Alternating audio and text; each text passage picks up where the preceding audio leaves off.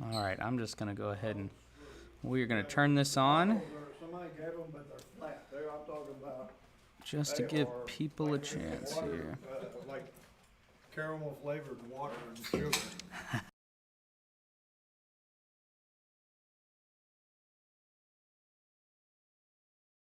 So we're going to at least get this started just so people can jump in here. He didn't go to lunch till 11:20, so he'll be here about 12:20.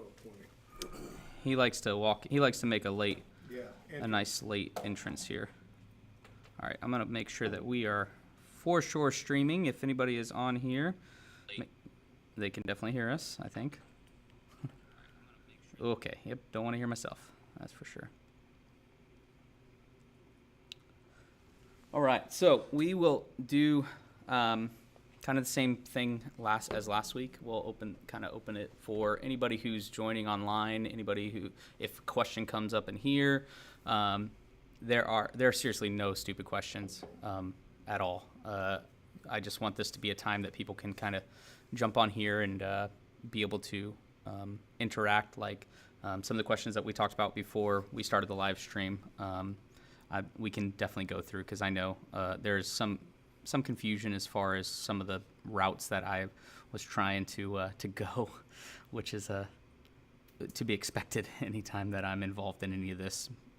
To try to take whatever is mumbo jumbo up here and like express it to anybody in a room is a miracle. So the fact that questions come out are for sure to be expected. But while we are doing this, I'm just going to remind people, if you are joining us online, make sure to check in with us. Let us know you're here. We definitely want this to be something that we can interact back and forth with y'all. So join us in the conversation. If you got questions or you got comments, or we look really silly on the screen or something, we don't realize it, please just let us know, and that'll help us kind of do that. But how's y'all's day going? Good. We have some extra guests in the room, so just go around and just introduce yourself with a name, and that way, if they can't see you or they're just listening, because I know some do that, they know who's at least speaking. So. Okay, Scotty, I'm here every week, so I'm the one he doesn't like talking to. No, that's not true at all. That is not true. Although what is true is I was convinced that you absolutely hated me at first. What makes you change from that? Well, no, you didn't let me finish. Now I for sure know that you do. So, that's that. But all right, Scott, thanks for joining us. Kathy Parks. We are very excited to finally have someone, much prettier in this room than That would be anybody, the people who are normally here. So we're excited about that. You brought the ugly half. Oh, that's unfortunate. Go ahead and introduce yourself, ugly half. Joe Parks. All right, Joe, this is your second of hopefully many times joining us this week, for this lunchtime live stream. I've also decided, by the way, I'm going to put out an application for somebody to apply to come and be the host. That's what I need. I need somebody to come in and rein this thing in, to speak to the people and to just ask me questions and to tell me when to shut up. Okay, Wade's not here, so I bought him. Wade's the guy. Second, Oh, man. It's going to be Wade. Actually, that would probably be a good idea. We could do that. All right, so we've got a couple people who are on here. Make sure, again, if you just signed on, make sure you interact with us. Let us know that you're here. And otherwise, we'll just kind of communicate back and forth here in the room until somebody out there decides they want to jump in here. So obviously, we were talking before we went live about a question that you had about some clarification that you wanted with regards to Sunday night's class on Joseph. So go ahead and... All right, so the other night we were talking about favorite sons, I guess, and you mentioned that Jesus was the second son. I think that's what I got out of it. Noah, I guess, was the first son, and that we were talking about whether the first son or second son had preferential treatment, I guess, and the second son usually dies, I guess. It was okay. So I wanted to make sure everyone was got clear the as same far thing as what I that did, went. 'cause I was unclear, totally unclear. Yep, I understand that. So what this is actually it's what's called a motif. in music, it would be like a melody. Like if you, let's go off on a rabbit hole real quick. I'm a big movie and music type person, and there's a movie that came out several years ago called The Holiday. I don't know if you've ever seen it. It's a chick flick, like a rom-com type thing. Anyways, there's the composer of it. His name is Hans Zimmer, and he does a lot of really famous popular movies. But one of the things that I really liked about this movie was not so much the storyline, but that you can almost know what's happening in the movie just by listening to the musical score on the screen. What he did was he created a melody for every character in this rom-com. And when they were on screen, he plays with that melody, interchanging it with some of the other characters in the movie. So you don't even have to see the screen to know which characters are kind of on the screen at that moment. And then he'll take that melody and he'll speed it up or slow it down depending on the type of emotion that you want to do. It's a musical term. It's a motif, basically. If you're more familiar with, did you ever watch the Pixar movie, or I think it's Pixar, Up, several years ago? Okay, go home and watch it. Just so you know, the first like 7 minutes of the movie is like the saddest like opening to a movie I've ever seen in my life.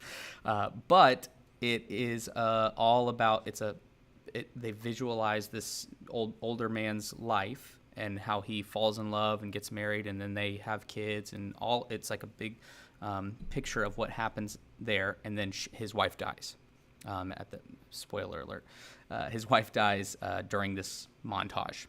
But the composer of the music for that does the exact same thing. He takes this like lower level melody, and then he plays with it all throughout this montage, and then it comes back all the way around to when she dies, and he plays it like slowed down and like in a minor notes and things like that, and it just, by the time you hit that, you're bawling 7 minutes into a movie that you couldn't have cared less about 7 minutes ago. The reason I say that is because this is a really good picture of what happens in Scripture. They will begin to create a melody in a theme, and so you'll get the Cain and Abel narrative, and you'll see the very first interactions of siblings. And this is going to create a melody. And then what's going to happen is now from here on out, they're going to take this sibling motif and play with it from all angles. But somehow, they don't even have to all be siblings. For instance, one of the second parts of the sibling motif are actually Abram and Lot, which is his nephew. It's not even a sibling. But it's the same melody somehow because they're kind of going through the same thing, and then you'll keep going down. You'll see Jacob and Esau, and you got the 12 brothers, and you just keep, and then you get to Moses, and the whole point of the Moses sibling motif is who even is Moses' family. Like, he's not really Egyptian, he's not really Israelite, he's not belonging to any of these guys. So then you're going to see how the sibling motif works there, but it's the same melody, they've just shifted it slightly. And you can kind of, once you begin to recognize that, you start to read all of these different narratives different. So by the time you get to Jesus, you have heard this melody played every which way it could possibly be played. And so now Jesus will come, and he'll somehow tie everything up he'll bring an end to all of this melody in a way, or advance it even further. And so what I mean when I mean that this sibling rivalry motif, we have the instance, like starting from the beginning, we get Cain and Abel. And for some reason, Abel, who is the younger sibling, his offering is favored. He is blessed by the and while he father, it creates strife and struggle, and it's not that, and God kind of warns Cain, like, if you just do well, if you continue to control this, it's going to be fine. You're going to be elevated. Just like Abel was, you will also be elevated. But instead he doesn't control that beast. And now what you'll see is now every seed and sibling rivalry that's going to take place after this is going to be a play on all of these same melodies. And so by the time you get to Jacob and Esau, and the younger is favored, in a different way than Cain and Abel was, because the younger is actually favored by the mom this time, but yet the younger still gets the blessing from the father, but not in the way that it happened in Cain and Abel. He tricks the father into this blessing. And so now you've got just a slight variation in this same melody. And so by the time you get to Joseph, now we've got 12 siblings. And so it's now expanded. And you're going, oh my goodness, what's happening here? And then the 12 siblings become a nation, become the Israelites. So now those 12 siblings will become even greater. And it'll be about how these sibling tribes basically interact with each other, have favoritism, go in and out. You're still going to get the same micro picture of Cain and Abel, Cain murdering Abel. In the macro picture, when all the tribes almost wipe out all of the tribe of Benjamin at the end of Judges, it's a play on all these same motifs. But you don't recognize that if you're just reading about this instance, and you don't realize that this melody is playing in the background. Because it's supposed to make you think like, okay, there's some sibling issues, there's sibling rivalries and this kind of thing. And hello, come on in. We have a seat for you right here. We are in the middle of clarifying some of the questions that we had as far as Sunday night goes with regards to sibling rivalries. And you haven't missed anything because I've blabbered on for a really long time about nothing. But it's important to know that this sibling rivalry thing is going to happen because it's set up in Genesis chapter 3:15, when it says that the offspring of the woman and the offspring of the serpent will have enmity between each other, until one day the offspring of one of them, the woman, will be the one who crushes the serpent, will end the problem, the issue from the start. And so when you see that and when you hear that, you're going to be filtering every narrative through this. Not that is Esau an actual snake, no, but are Esau's actions reflective more of man going about things his own way, coming about wisdom and knowledge about their own ways, and how that leads to death and destruction. And on and on and on this melody is going to play until you get to the offspring of a woman, Jesus, who will come and be called the second Adam. So he's thematically the second born, the only begotten son of the Father. And then there's so many little intricate things that are woven into that theme, but it's also playing off of that same melody of what do we do when the father elevates up the younger sibling, and what does that mean for us when we read about the prodigal son, when we go back and look at the fact that the narrative doesn't end when the prodigal son returns. The narrative ends when the older son kind of throws a hissy fit, and the father's like, you've always been here, you've always had these blessings bestowed upon you, you've always had access to this. And then that will play into themes of like, okay, well, what about Christians and Jews? And that's where you get into Romans, and Romans is like, don't hate on the Jews, like that they're the reason there is Christianity, like they are the older sibling. And you're still hearing little bits of that melody, even though we're not siblings necessarily, even though we're not in the same families or whatever it may be. It's all patterns and motifs that are working their way through. And it makes you question, like, what does this mean for us now, and how we should be looking at other people and all that. Did that clarify? I'm not saying that Jesus is the younger sibling to anybody necessarily, but thematically, and when you look at the patterns, he is going to be considered the younger son who is blessed, and he's going to turn that theme upside down by being the blessed and favored one who is killed, ultimately by his older siblings. I mean, when you look at it, as far as the Jews who basically murder him, sentence him to death. So, does that make sense? Yes. Okay. Another thing we were talking about prior to this, and something that I hadn't grasped, we were talking about that when you're reading the story, that Joseph is seen as, oh, this is going to be this is who Jesus is going to come through his lineage, and it doesn't happen. So we were talking about that. I hadn't You had talked about it. I didn't recognize that, but Yeah. It's a trick, and we're giving away a spoiler alert towards some of this, towards what we'll kind of get into in the future of this class. But Joseph is always remembered as like the good and faithful one. You know, he's the one who everything keeps happening. He still remains faithful to God. God obviously honors that situation and elevates him in Egypt, and there's all this kind of stuff. And it leads to the salvation of his brothers in a famine. And the way the end of Genesis puts it, literally the salvation of the world is how they put it. And so then you're left going, okay, cool. Like, there we go. The seed of the woman who did it right? He's really kind of blameless in most of all this.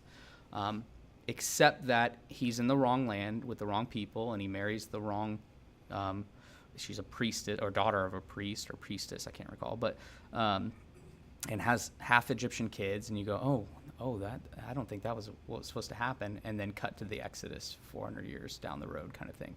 And you're supposed to go, oh no, what are we supposed to do there?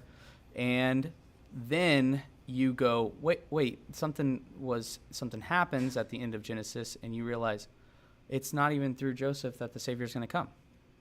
So who's it going to be? Well, hard right turn, Judah. And you go, wait, what? Like, how does this work? And what you're doing is it's constantly what the Bible's doing. It's turning everything that we would, like if we were to go, okay, God, yeah, clearly it's going to be through the lineage of Joseph that Jesus is going to come. And God's going to go, nope. It's actually going to be through the one who slept with his daughter-in-law who, and had twins and whose kids were killed, which we'll get to in the future. But and you go, wait, what? So then it makes you begin to it sort of makes you just begin to question everything. Like what is up is down and down is up, and I don't understand this at all. God, you clearly don't know what you're doing because you should have went through Joseph, right? And when you get to that mindset, then you're forced to read this narrative totally different, because if I were to ask you, should you ever sell your brothers into slavery? Hard pass, no, you shouldn't do that. That's wrong, ethically wrong. But it led to the salvation of all of Egypt and the world. So is it as hard of pass of wrong as you thought it was? And if it's not, then it makes you go, okay, what is right? And that's where we get the rest of the Hebrew scriptures that says there's nothing wrong. There's nothing right. It's all wrong because it's not as it was at the beginning, good. We're headed that way, but we will never be able to do it. We can't. Humans will always pick even what they think is right is wrong most of the time, and it leads to calamity and chaos and destruction unnecessarily. And so, but yet we often will look at this and be like, let's pick out all the leadership qualities of Joseph, which is true and it's good. I just kind of giggle at it because the point of it was that, like, he still failed. He was still a failure. Everyone who is we look up to in the Bible. You've heard that old saying. Everyone we look up to the Bible murdered and were adulterers and lied and ran from God. And yeah, they're all human. And all the bad guys, guess what? They're also human. And so, yeah. So another thing that we talked about, and I know I'm doing all the asking, and if they've got questions, just tell me to shut up. If anybody else, we talked about the timeline of so you had the beginning, then you had the Noah and his bunch, you had the flood. This was the next event after the flood and then Exodus is really the next thing after the Joseph. So you want to know chronologically, like, yes, how this happened, when it happened. Yes. And traditionally speaking, it would have been creation, flood. At some point, flood happens, recreation through Noah. Somewhere down the line in his descendants, you get Babel and Abraham, and then through Abraham, his lineage. And so we're right over here. Come on, Wade. You showed up late, so now you got to sit in the front. Yeah. By the way, you're the new MC. Adam was looking for somebody since you weren't here. I said I need a host, somebody to just tell me to stop or clarify when I'm not being clear. But yeah. So this is somewhere down the line, post flood. historically. Does that answering Yes. your question? Does that make Well, sense? we had already talked about it. Yeah. That was clear, but someone else might have had that, where exactly are we Yeah. in the timeline, so that's why I asked that. Genesis traditionally is thought to be in a chronological order, Okay. and so And Genesis is also thought to be written by Moses, which this is way years later. So these stories probably were put down by someone else, and he's probably put them together. yeah. So we've talked about this in the past, but it's a good time to clarify again for anybody who maybe didn't get this. But authorship back then didn't exactly work the same way that we think of authorship now. Authorship now, if I say Wade Washburn wrote a book, either he wrote a book or he used somebody who sat next to him and helped him formulate thoughts into words. Writing developed, alphabets developed. Not everybody had that ability to be educated to write things down. There wasn't, things came through stone or clay into papyrus, into animal skin, type thing. And so all that stuff happened over a long period of time, so that you get Genesis through Deuteronomy, who traditionally is written by Moses, and everybody kind of agrees with that. But it doesn't mean that there weren't people who, over time, as Moses experienced the events and literally writes them down as God says to, like he does in the narrative where Moses is holding up his hands and Aaron and them are holding up their hands for the war. Afterwards, he says, write this down so that people can read this in the future and be, reminded of this event. So he clearly does that. But you get to the end of I'll just show you because this is the best way to do it, I think. If you get to the very end of Deuteronomy, okay, apparently we don't want to show, there we go. We get to the end of Deuteronomy, and it says, Deuteronomy 34.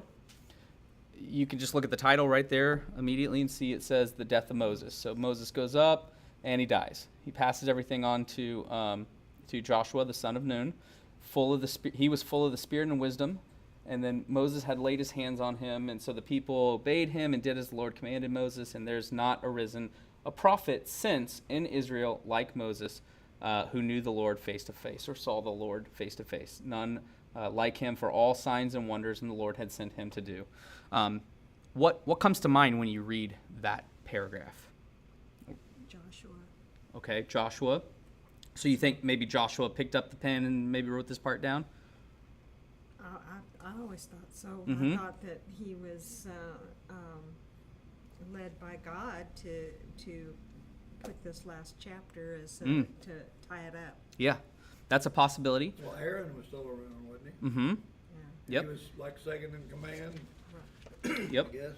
That is a possibility. When it says there's not arisen a prophet since in Israel like Moses, what does that mean in like period of time in your opinion? Like, does that feel like not a very long period of time? Does it feel like a pretty long period of time? Well, then there was plenty of prophets after that, Mhm. but I would say that was a pretty recent, not too much time passed from his death to this, to Joshua. So if he were to say, like, if Moses died a year ago, and he were to say, there's not been a prophet since, is that going to hold as much, weight behind it as if it were decades, or even if it were, a century later? Well, the other part of that, it said nobody else knew the Lord face to face. So is that what it's talking about? And there hadn't been a prophet that has seen God, because supposedly, you go blind or you die or something, did you see God? Mhm. So there hasn't been one since, so. So there are for sure various forms of thought. Obviously, we all agree Moses didn't write that. It doesn't say that Joshua wrote it necessarily. One could ascertain that maybe he did at some point. Could have been later on in his life he wrote that down. But if you read the Old Testament in the way that the Israelites or the ancient Jews lay it out. It's in the Tanakh. What you'll see is that they have created these little bookends in between the various sections. So the Tanakh, the Torah, the Nevi'im, and the Ketuvim, which is like, it's just slightly different from ours. So it's not like the minor prophets are kind of thrown into like the teachings, or the histories aren't exactly what we're thinking of. So what they do is they actually create seams between these. So it'll say there hasn't arisen a prophet since then, and then it'll go to Joshua and be like, you know what, but there was this one guy. Or it'll jump ahead to Kings, and it'll begin to talk about a different prophet who lived. And what it seems like over a long period of time, as scribes were writing this down and they were creating more and more copies of this, that scribes would input maybe a commentary or something that they had read in a different one or something, and maybe they'll even put it off into like a kind of a side area of the scroll. But then the next one who writes this down is like, oh, I think that belonged in here, and then he'll write that in under there. And it's basically a way of taking something that was kind of choppy and maybe put together, and then kind of creating something more cohesive and beautiful. Now, this gets really, really tricky when it comes to your definition of what inspiration is. Most people, without maybe speaking this out loud, will say inspiration is more like the golden tablets fell out of heaven type of understanding, right? But I like to take it to Jesus. John 1. John 1 says, in the beginning was the Word was God, the Word was with God, he was in the beginning with God. We then, a little bit later in that same chapter, he ascribes that Jesus is the Word. The Word become flesh. We have no problem ascribing to Jesus that he is fully God and yet fully man, which means he experienced all the hardships of man, but also was fully God. He was the only one who could be fully God and fully man.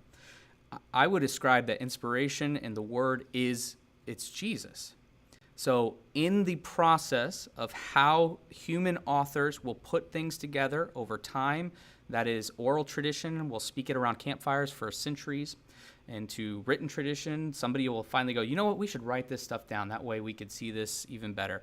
And to scribes beginning to formulate and bring all these books together into, as they're writing them, scribes will add or take away certain things. I know that's a hot topic situation, but for me, I think this proves that it could only truly be done by God.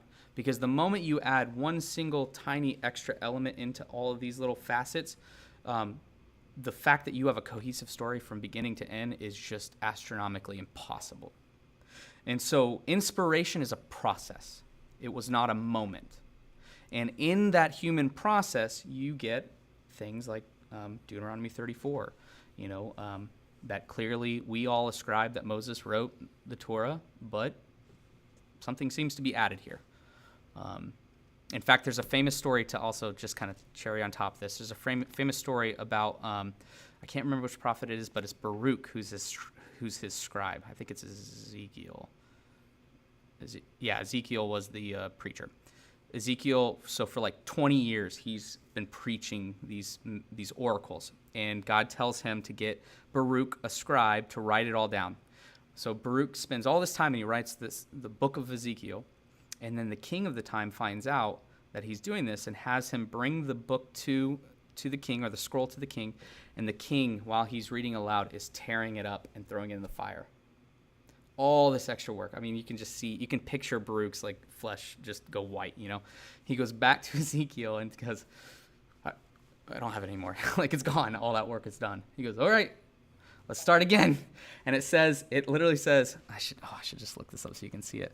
It says that Baruch wrote down all of the words from the previous and then some more. And you're like, what do you mean? What do you mean he wrote more? What was in the last book? Okay. Baruch, Israelite scribe, in 2 Kings 24:18.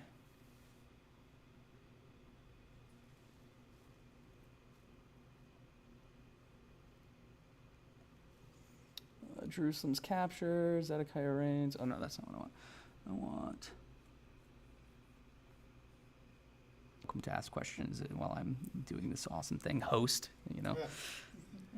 Well, I always felt that the first 5 books, well, it's attributed to Moses. A lot of it was he was depending on oral history, Yes.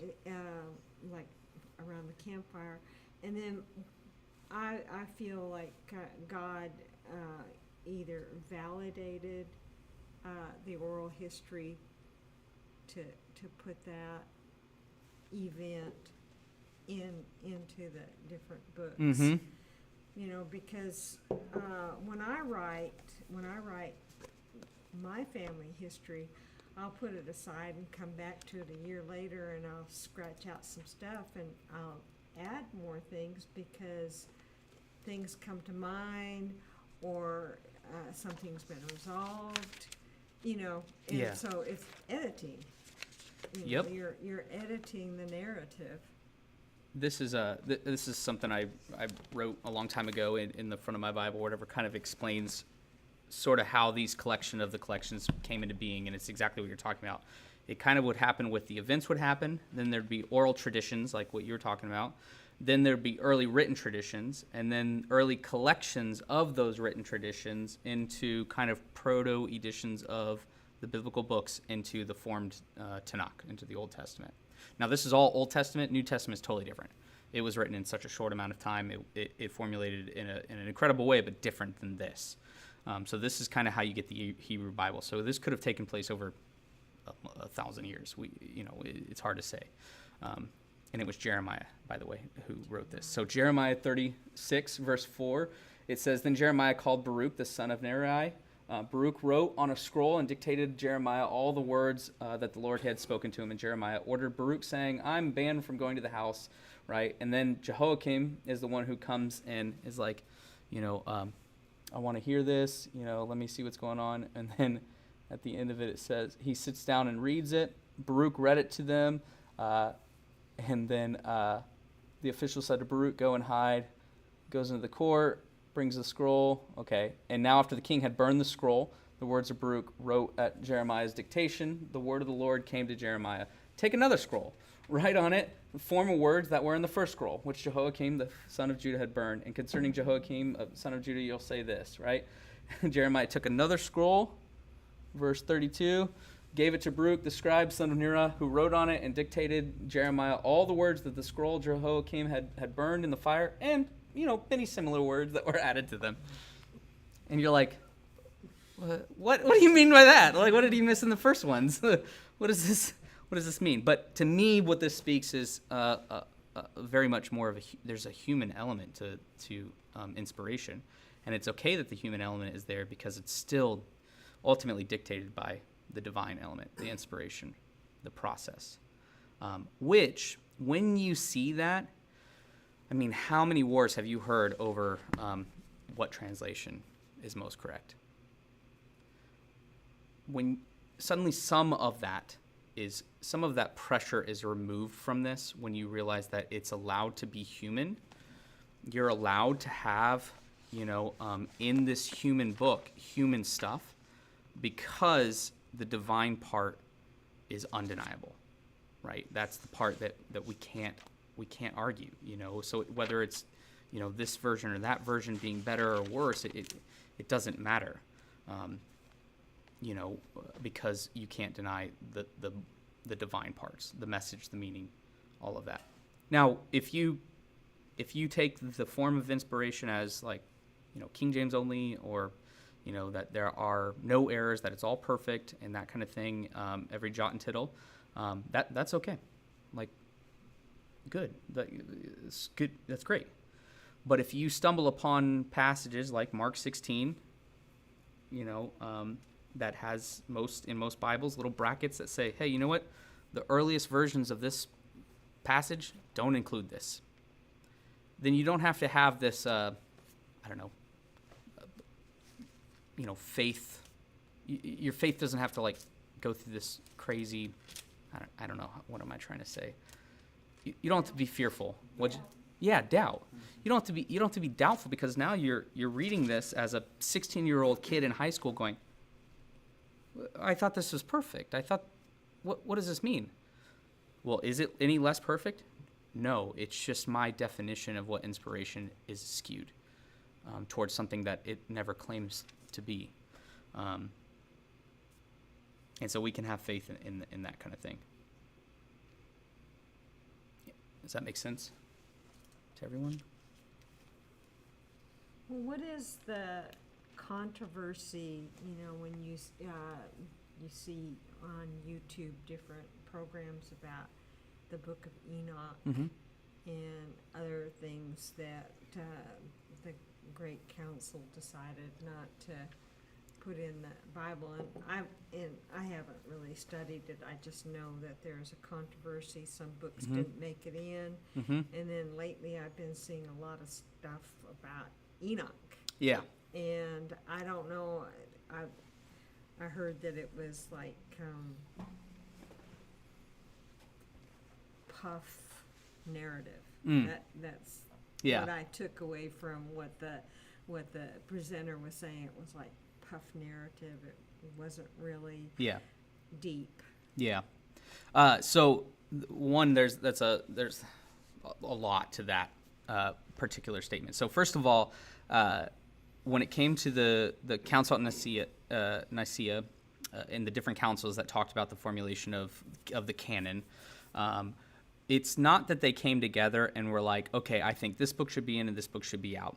It's more of they came together and there was the formulated scripture that basically formed itself ultimately over time. And then there were a couple of books like First, Second, Third Enoch, that they would go that some of the churches, like especially in like the Egyptian, like Ethiopian area, they thought it should have been canonical. But the majority of the church outside of like that small subsect were all like, no, this is not canon, which means it's not inspired. It's not of God necessarily. However, where we trip up is where we suddenly throw that to the wind as if it weren't historical in some sense. I have a ladybug crawling on me, so there you go. It's weird. But, historical in some sense, or that it doesn't add any value. And what the book of First Enoch does is there is a growing number of rediscovery into a viewpoint of Genesis 6 with regards to the sons of God coming and seeing women, taking human women as their brides, and basically ultimately raping them and having these sons of God, Nephilim, these little G God, half-breed, whatever they are. Again, that's another rabbit hole we could take at some point. But for the better part of 600 years, everything had kind of shifted away from that supernatural viewpoint and more into like it was probably more like the godly line of Seth, who's versus the non-godly line of Cain, who have these children. Because there's a shifting narrative back towards that, and it kind of fills in a lot of the puzzle pieces and the breaks in our understanding with regards to like how did we come up with like Roman and Greek mythology or Norse mythology, and why are there so many different religions in the world, and how do we get to this point? Well, this kind of starts to fill in some of that gap. If you were to place a cosmic rebellion at the same time and alongside a human rebellion, and the cosmic rebellion takes place with people with beings that God placed over all of the nations when he separated them at Babel, then suddenly some of these things make sense. And all of the surrounding nations who claim that there's a reason why every ancient civilization, their kings were always, for some reason, descendants of the gods. Whatever their creation myth was, whatever it was, they were always somehow descendants of the gods, which made them more powerful, more rich, more whatever. Meanwhile, the Bible goes, yeah, that ended in mass chaos, death, and destruction, a decreation of everything through a massive flood. So that what you call good is actually not good. That is in First Enoch especially, which was rediscovered in 1947 during the rediscovery of the Dead Sea Scrolls, kind of began to illuminate this Genesis 6 thing. Now, First Enoch is about the only one that most scribes or scholars, Hebrew scholars, accept as like, okay, this is for sure something that the Jews during Jesus' time believed. Second and third gets weird. It was written at a different period of time, and it's not written by the same author, and it's very, very out there, especially for me. In fact, if anybody wants to read Enoch, I wouldn't even go into it. It gets very strange. So the first and second would be like from the Essenes? Actually, that's only a very small part of what Enoch is. Enoch, there's probably one chapter is what you're talking about. And it does go more into the sons of God and everything. Right. The rest of it is what I will say with your study, like everything, this is represented going back to, and this book talks about this book. Enoch does not do that. Yes, Enoch right. is referenced once or twice, but Right. there is not this repetitive story about man's falling, and it doesn't do that. Yep. It's like a one-off. Which is why you can see why, like, it was pretty much unanimous that everyone was like, yeah, this is not inspired. This is totally different. However, it is a reflection of beliefs of the time. So, for instance, there's a reason why you don't read about demons in the Old Testament. But when Jesus is there, they're all over the place. It seems like he's casting out demons all over the place, right? Why is that? Well, we have developed this theology that demons are the fallen angels. That's not what Jews believed then. Jews believed that they were the impure or unclean spirits of the offspring of this sons of God human Nephilim. So they die. Once something dies that was half immortal being, I don't really know. What does that mean? So they're basically bastard spirits of the fallen ones, is how they put it. Which is why they're constantly looking for a vessel. They want back into something. They want power. They want all that.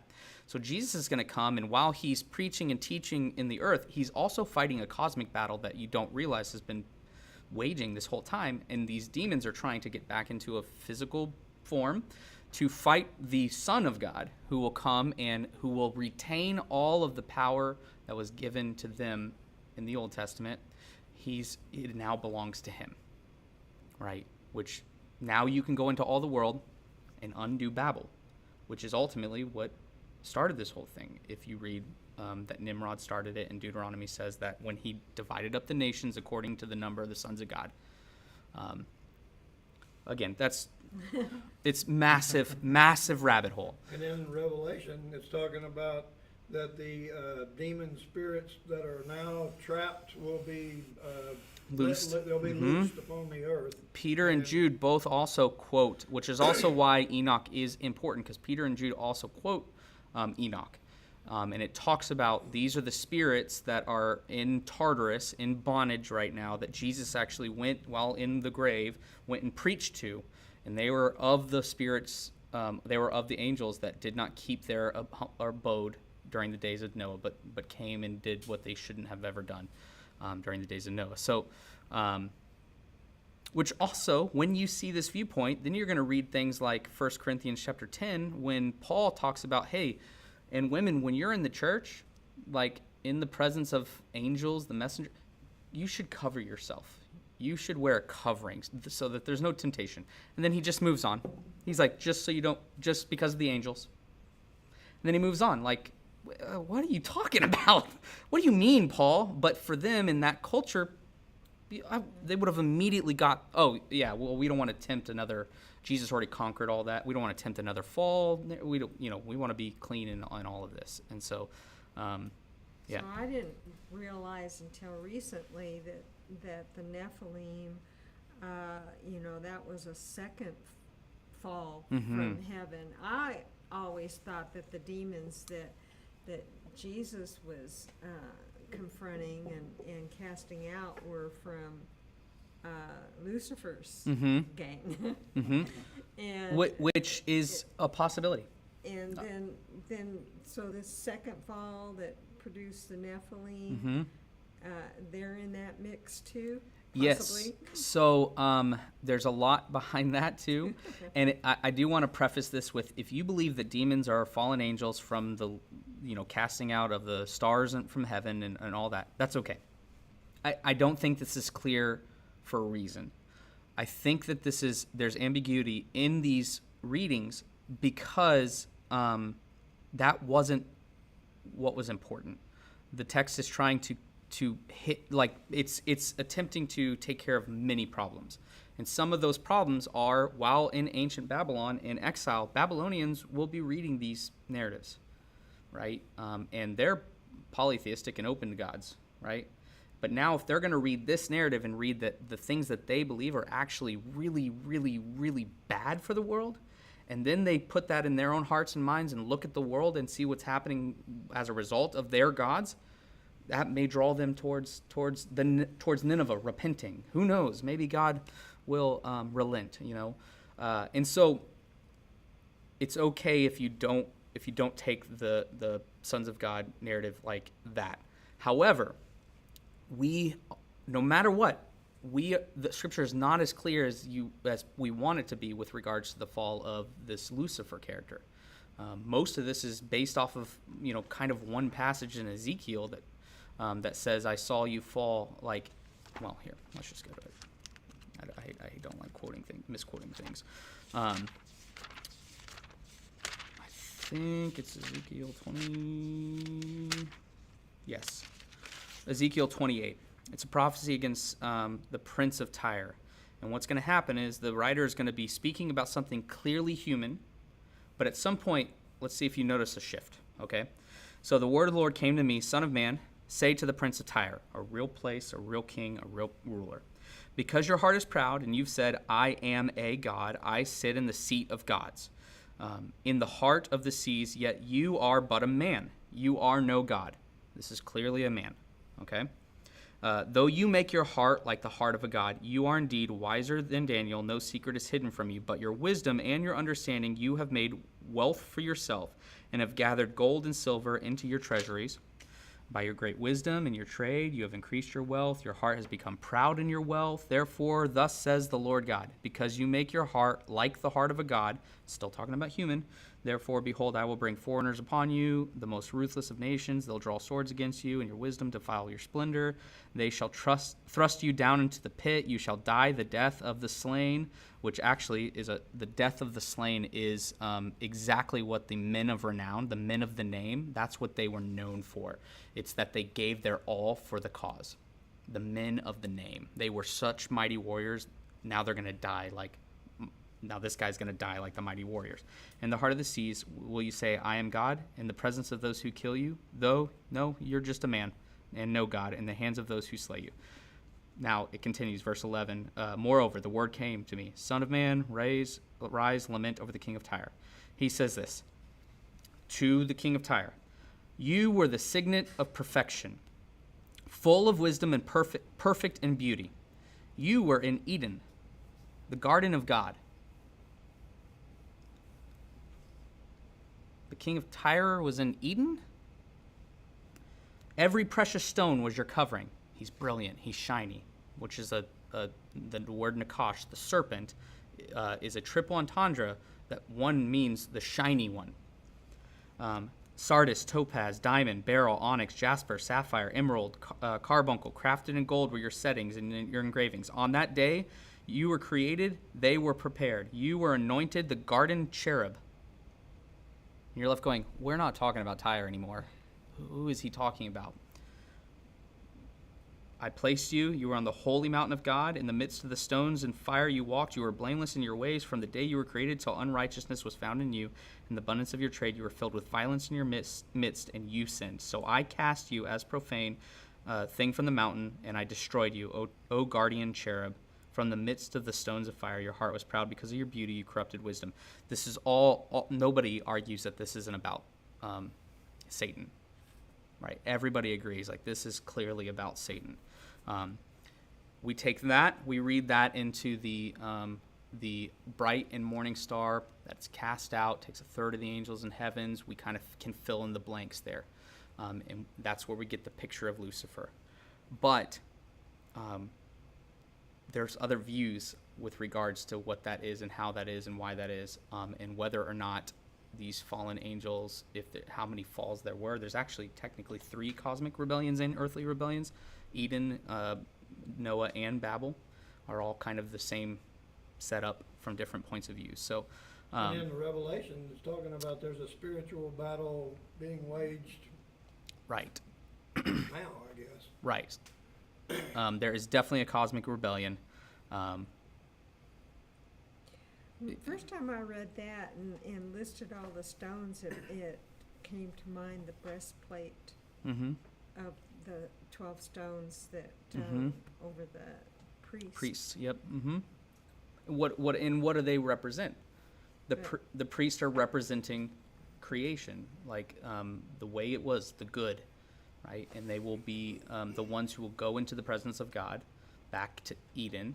You know, the tabernacle and the temple are both set up to be miniature Edens, pointing back west because they're east of Eden. You know, all of those things, and so none of that's bad. It's all part of God's good creation. It's just a matter of when we take these things and we, like Daniel, who just heard about a dream made of a bunch of different stones and a cosmic rock that destroys it. So what does King Nebuchadnezzar do in the next chapter? I'm going to build a giant golden statue, you know? We're going to take these things that are gifts and precious and beautiful, and we're going to make them wage war and cause bloodshed and all that. Does that make sense? This is there could be whole classes taught on like these little passages that I'm talking about. So please this is not exhaustive in any way, but it kind of gives you a different viewpoint from some of the previous ones, if that makes sense.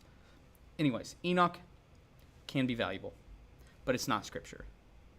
Like everybody agrees, this is not scripture.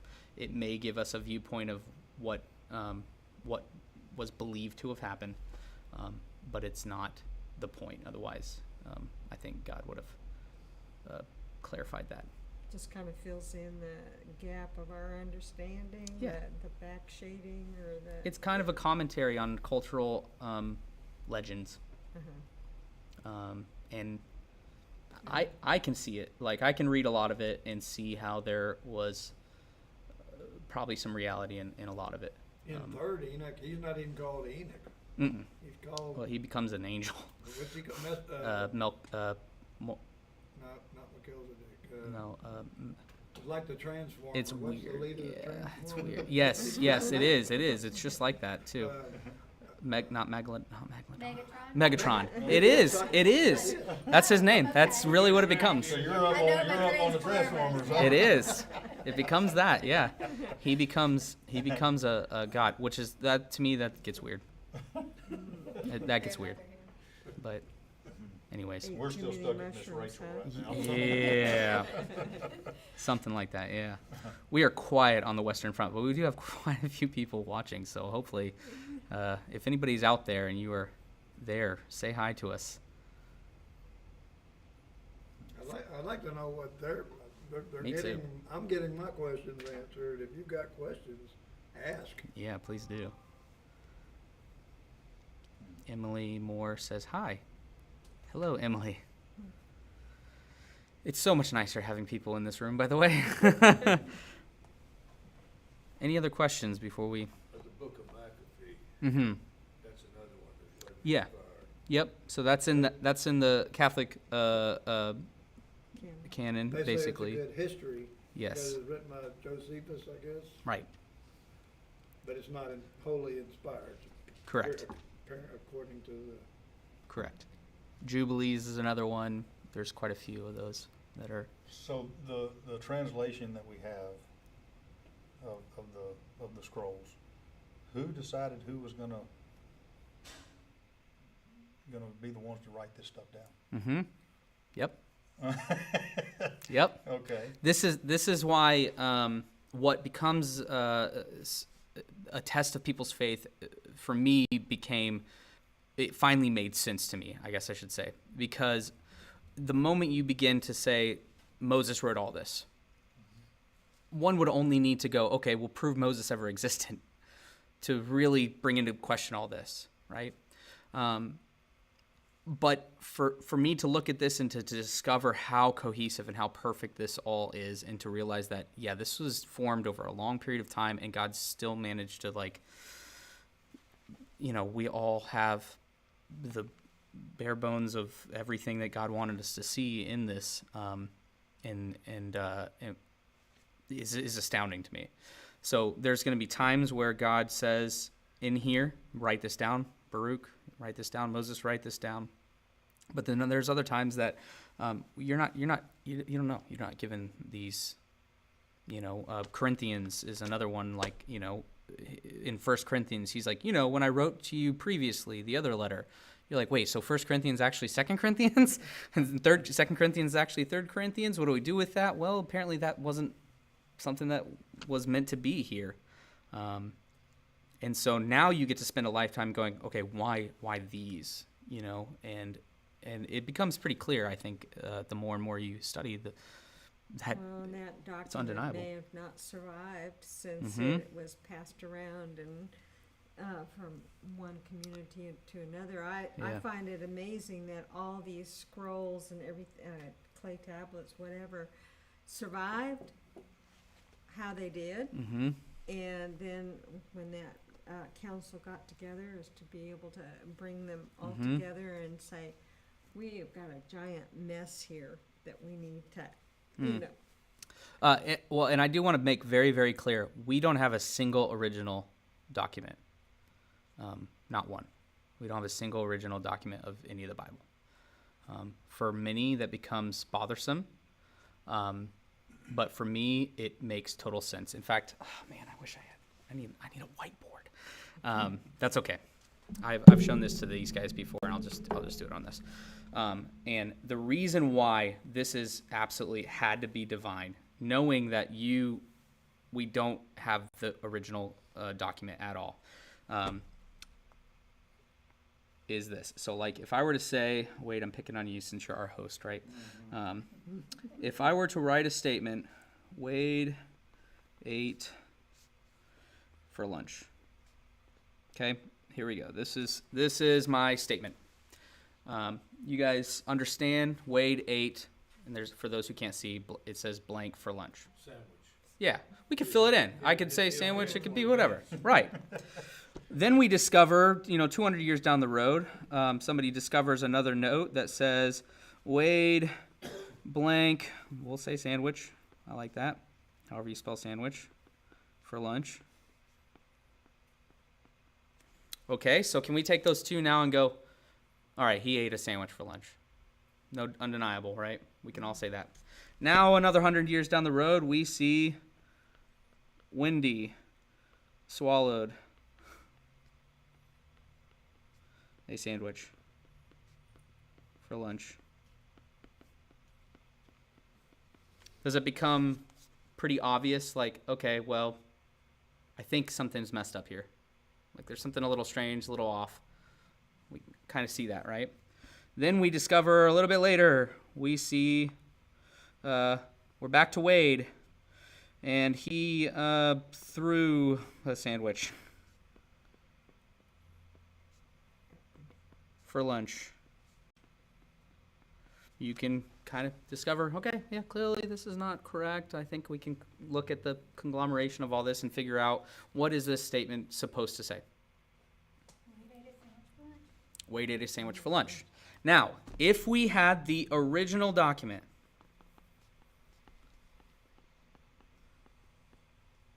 and however you spell sandwich for lunch, okay.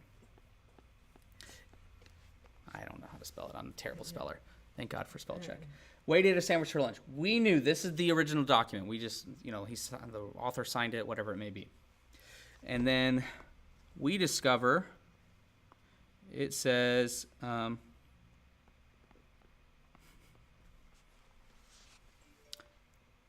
Wade ate a human for lunch. What's the correct thing? All these copies that are clearly copies? Or the one autograph, the original? The last one. The last one seems to be, well, that's the oldest known copy, but that has a change to it, and that's totally different than all these other ones. The other ones made it a human. That's a massive difference, right? Right. God is so brilliant that in the formation of Scripture made sure nobody could come along to the oldest known ones and change something massively. And is so brilliant that we would have an astronomical amount of copy versus copy that have more and more and more mess ups than anyone will ever know. But that because of that, we can now figure out what the original one was supposed to say. And so we don't have a single original copy of any of these. But did you know that we have found more copies of just pastoral manuscripts where Brother Jason types out a transcript of what he preaches on Sunday on a passage in Mark's 16, whatever. We have so many copies of pastors' manuscripts that we can reformulate from the early church. We can reformulate from Genesis all the way to Revelations without ever seeing an actual biblical manuscript. There's that many copies of just transcripts of people preaching on it, let alone all the massive amounts of copies that we have of each of these that are littered with mistakes. So all those atheists are like, they're full of mistakes. You're right. Thank God. Because now we can determine by comparing them together what the actual message and meaning is. To me, that's the part where you get the human and the clearly divine in inspiration, if that makes sense. So all the rabbis who did Sabbath preachings, they had scribes that would write down their sermons, and then those were studying that became part of the Talmud. Yeah, yep, that's exactly what the Talmud is. Yep. So it becomes teachings and devotional writings of the early rabbis. I think we talked about this before too, about that the Bible is like cryptic. The real story is kind of hard to see and it's for a reason. The devil would have never killed Jesus in the first place if he'd have known that was how we were all going to be saved. So it's cryptic so that everyone has a blind eye a little bit to it, but those of us that believe understand what it's trying to say. Yes, it's the idea that if you come to the discovery of the truth through deep reflection and meditation and that kind of thing, it's going to mean more to you than if I were just to say you need to be this person, right? It forces the reader to go on the journey with and to begin to reflect on these things and how there's certain narratives and motifs and things that are playing on each one of these. It tells us it out in the open. The book of Psalms, it opens with, "Blessed is the man who doesn't walk in the counsel of the wicked, doesn't stand in the way of sinners, but his delight is in the law, the teachings of the Lord, and on his teaching or law he meditates day and night." And then it's going to say he's like streams planted, But then in Proverbs 1, it's going to say the same thing. It's going to say, hey, to know wisdom and instruction, to understand words of insight, receiving instructions in wise dealings, righteousness, justice, and equity, give prudence to the simple, knowledge and discretion to the youth. Let the wise hear, increase in learning, and the one who understands obtain guidance to understand a proverb, a saying, the words of the wise, and it's literally in their dark things, their hidden meanings, right? In other words, like the Bible's going to say right out front, hey, it's probably not what you think it's going to be, which makes sense because when you juxtapose that with Jesus' teachings, he's going to come and go, y'all think you're good because you've got the 10 Commandments down, or you can follow the 613 laws or whatever, but you've never murdered anyone. Great. Have you ever hated anybody? Yeah, now you've murdered someone. He's going to take these things that we've got figured out and go, nope, you've missed it. The rich, nope, the poor are the rich, right? The ones who will lead are going to be the servants, right? And he's going to frustrate even his disciples. His disciples are going to even make that comment that we talked about previously where he says, why do you keep teaching in parables? Can't you just straight tell us, like, okay, here's the way, Jesus, like, here's the way. And he says, I'm going to speak to you in this unclear way because one day it will become clear. And for those who will search and seek, they will find. But the ones who just want the quick way out, yeah, they're never going to see it, right? And it's been hidden from them. And so anyways, there's a lot behind all that too. But It just makes you approach Scripture. Just for me, I've been on this journey where I'm like approaching Scripture going, okay, if the simple reading of this tells me this, I'm going to assume it's probably not telling me this. I'm going to assume that it probably is trying to teach me something else, and I need to figure out what this means, and I need to rely that God's going to, by meditating on this day and night, I will begin to learn this wisdom, instruction, understanding. And testimonially speaking, it has been that. I can go back to almost mere moments where I would sit in front of a specific passage, and it has formed every aspect of what I believe and what I teach, and I think that's because that's what this is. I mean, it's kind of like our view of heaven. So many people in the church believe heaven's going to be this, like, we're in an all-day party singing to Jesus forever on a cloud somewhere with mansions. Like, if that's heaven, that sounds boring. Like, it's like a perpetual all-day forever church service. That would be miserable, right? I'm so used to working. Yeah, right. Well, yeah, it depends on who's preaching, right? But that's what we do. We just narrow this so down to just like, oh, well, this is a moral self-help book. If I look at this enough times, it'll make me a better person. And then we wonder why we constantly are going back and trying to like weigh our sin versus our righteousness, and it's a struggle. And we go back to church and we feel like we have to apologize to people because we haven't been here in a couple months or whatever it may be. Meanwhile, Jesus is like, nope, we've all fallen.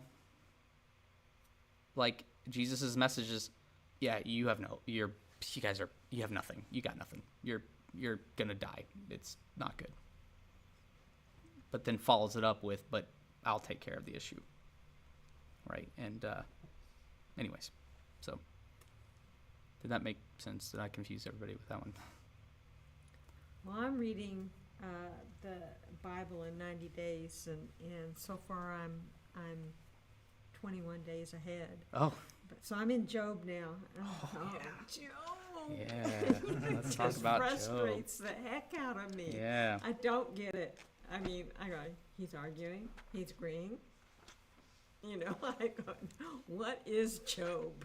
So you're not a fan of psychology or philosophy, right? You don't have that philosophical mindset, right? No, I don't, because I always thought Socrates and all those people, the only reason that they got to navel gaze was because somebody was cooking their dinner for them. Yeah, right. You know? So, no, I don't get Job at all. I just go, what is he doing? You know. We talked about this last week. Yeah. About what it represents. Mm-hmm. And my whole deal is, where does this fit on that timeline? Yeah, you get stuck on the chronology, but that's not the point. It's the oldest book. Well, that's a myth too. smack in the They don't actually know. They're just guessing based off of a couple context clues. Basically, it feels like it's a pre-Israelite individual who's speaking this, but there. I mean, I'm glad he starts out, devoted and goes through all this, and then he's restored, and I go, yay! Right. So the premise of Job is a blameless and righteous one, right? Who is going to be tested. And in his testing, he's going to get things he doesn't deserve, which brings to mind what we feel like somebody deserves. And that's the underlying question of all of Job. Is Job getting what he deserves? Because now you're going to get friend after friend and family who are going to argue, yeah, you had to have done something. You've made God mad somehow, or you have unrequited sin or whatever. You should just curse God. You should just whatever it may be. And then you're going to get all of these different poetic responses, and then Job's going to come back, and you're just watching this man spiritually be broken and break down, and he's going to demand God give him an answer as to why he received what he didn't deserve. And God is not going to answer him. He's going to say, "Are you God?" And Job is going to repent. Job is going to be like, okay. And the whole question is, where does this wisdom come from? So reading this through the eyes of Genesis 1 through 3, you're going to see my help comes from the Lord. Wisdom comes from God. Lamenting, it's a part of the experience. You can demand God to answer these, and maybe sometimes he'll answer those. Maybe sometimes he won't. He boldly stands before God and demands that God give him an answer for why he's suffering as a righteous individual who's done nothing. And not only that, all those around him are suffering, and he's not getting what he deserves, and he wants an answer. God does not answer him, but instead, God then doesn't also turn around and rebuke him for what he's saying.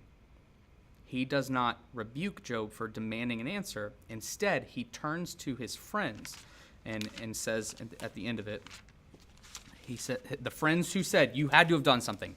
You are getting what you deserve, Job. At the end of it, he turns in verse 7 of 42. He says, my anger burns against you. And he's talking to Eliphaz the Temanite. My anger burns against you and against your two friends. For you have not spoken to me what is right, as my servant Job has. Now, therefore, go and sacrifice these clean animals. Skip down to the end of verse 8. For you have not spoken to me what is right, my servant Job has. Hint, hint, hint, hint, wink, wink. I've said this twice now, so now you need to pay attention to what he spoke and what's Job speaking, right? And then, and Eliphaz, and they do this, they did what the Lord said, and the Lord accepted Job's prayer. And then the Lord restores Job's fortunes. When he had prayed for his friends, and the Lord gave Job twice as much as he had before. So now you've got a picture. See if this sounds familiar. You've got a picture of a righteous, blameless one who's suffering. Jesus. Yeah. It's a philosophical, if you want to say allegory, you can, but it's a parable about a righteous, blameless one who will suffer what he doesn't deserve, so that the ones who are supposedly righteous and blameless don't suffer what they deserve. Because God's ways are not man's ways. But in the end of it, we will be restored with double the portion, double the glory, double the riches. Now I could probably get through the last half. You read the end of the book. Yes. I looked at it this morning. I'm only halfway through Job. Man, well then you hit. By that premise, then it didn't have it. It's a story. But I want to be careful to say that it didn't actually happen, because the scripture does not demand. Didn't have to have. The scripture doesn't demand us to put it in these boxes. Because it's inspired and because it's godly, it can have both happened historically and also be allegorical. It's why we argue whether the rich man and Lazarus and stuff was a real thing or if it was just a teaching purpose. God doesn't tell us. It could have been, it could not have been. We don't know. That wasn't the point. You get stuck in the weeds there, right? And when you get stuck in the weeds, then you miss, where does he say? I thought it was in Job 13. He makes this statement in the midst of it. He says, though you slay me, my hope is in the Lord, is what Job says to God. Which, think about the implications of what Job is saying. He's saying, no, God, though you're the one who slays me. Meanwhile, does God actually slay, or does God just allow it to happen? He allows it to happen. And that's why in the lamenting Psalms where David is going to sit there and argue with God, he's going to make these statements. Here we go. Psalm 39. Tell me this didn't just show up. He's crying out to God, right? It's David. He's saying, I said, I will guard my ways that I may not sin with my tongue. I'm going to try to be good. I said I was going to try to be good. Now things are horrible. He says, as I've mused, the fire burned. I spoke with my tongue. O Lord, make me know my end. Help me measure my days. Let me know why I'm fleeing. He's fleeing, by the way, in this moment. He says, surely all mankind is just mere Abel, Havel, breath. Surely a man goes about as a shadow. Surely nothing, they are in turmoil. So regular, like whiny, lamenting psalm. Like, oh, woe is me, woe is me, woe is me. Now watch what he says. He says, and now, O Lord, for what do I wait? My hope is in you. Now you're like, there's the preaching part right there. So our hope is in God. Deliver me from all my transgressions. David, my transgressions. Do not make me the scorn or the fool. I am mute. I'm not going to open my mouth, for it is you who have done it. Remove your striking of me. I am spent by the hostility of your hand. When you discipline like a man with rebukes for sin, you consume like a moth what is dear to him. Surely all mankind is breath. So now David goes, oh, it's all my fault. Woe is me. And then he goes, but you are beating me up, God. And you go, oh, that's a little, I should step away from him in case here comes the smiting, right? And then he says, hear my prayer, Lord, give ear to my cry and the peace of my tears. The whole point isn't what's right, what's wrong, are we getting what we deserve? God's allowing it. He's the one who's in control. And though we are being slain, whether it's him slaying us or whomever, our hope belongs in the Lord. Luckily, there was one, the Lord, who will take the slaying by the ones who deserved it so that we won't have to. I just saw a movie about an Irish woman who just went through all kinds of heck, and she's going and talking to God and and pointing her finger and angry and then but she still communicates, and so she ends up in Vietnam saving street children. Because God had given her a dream during all her travails that she would go there, and she didn't understand it at all. But at the end, she'd been faithful in her talking. But I was thinking, she kind of sounds like Job, because Right. just shaking her finger at God and saying, but. Interesting. I'll still follow you. So, That's true story. that misunderstanding that like our faith is not blind. It's not even meant to be blind. It is meant to be through turmoil and development, stronger in relationship with him. It's just like any relationship that you experience on this earth. What's going to be better in the end? Crying out, even if you're wrong, crying out to your spouse in anger and frustration or whatever it may be, or holding it all in and pretending like it's all good. Like at the end of the day, one of those experiences is going to develop a deeper relationship if you come out on the end, on the other side of that, in more honest, open communication and that kind of thing. Well, that's the same way with God. Like we are okay to say things to God that we pretend like we're not okay to say. I think you can take it. I'm pretty sure he can. Yeah. Anyways. But I think as Christians we say we're not supposed to Yeah. do that. Yeah. Not a good Christian. So true. Yeah, not a good Christian. That's so true.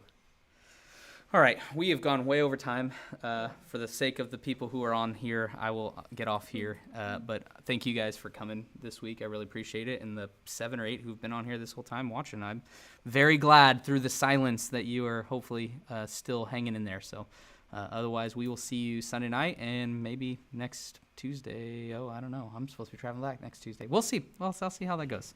So, hey, let me pray real quick, and then we can close this out. God, thank you for this time.